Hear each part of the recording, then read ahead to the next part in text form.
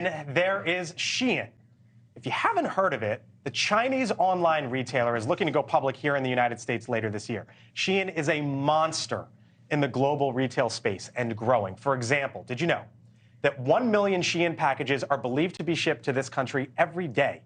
If Shein ends up going public, its valuation is expected to be north of $60 billion. By the way, that is roughly, give or take, the same market cap as Target. Now, Republican Senator Rick Scott, the Democratic Senator Bob Casey want the IPO potentially halted. In a letter to the New York Stock Exchange, NASDAQ, and the SEC, the senators said this week that they have concerns about Shein engaging in illegal business practices.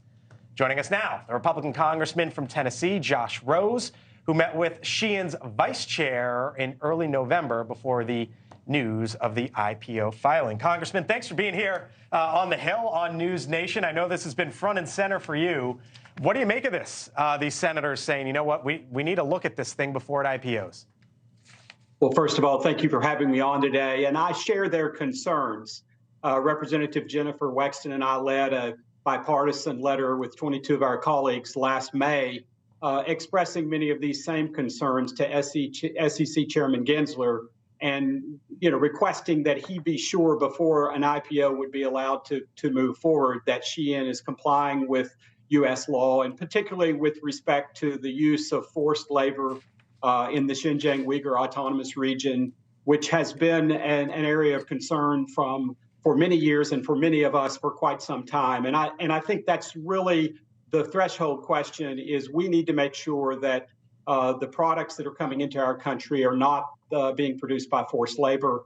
But we have broader concerns, obviously, and the senators do a good job of expressing those concerns to the various securities exchanges. Congressman, I called you Josh. I know it's John. I'm shaking off some holiday rust. Excuse me there. Sorry about that. This is a huge and growing company, as I mentioned. But I'm not sure a lot of folks have heard about it. And for the folks that are hearing about this for the first time, why would you tell them, you know what, we really should keep our eye on Shein?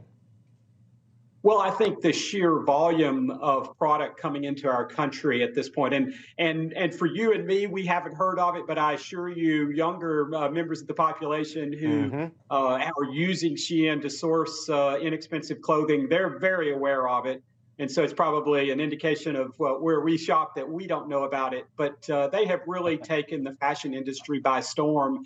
And it's impacting domestic producers, domestic suppliers. And there are issues beyond the question about forced labor, both forced labor perhaps being used in the production of the textiles that are going into the products, but also in the production of the products themselves. Do you think the IPO gets halted? Well, I don't know. I think our laws currently, under normal circumstances, probably would allow this IPO.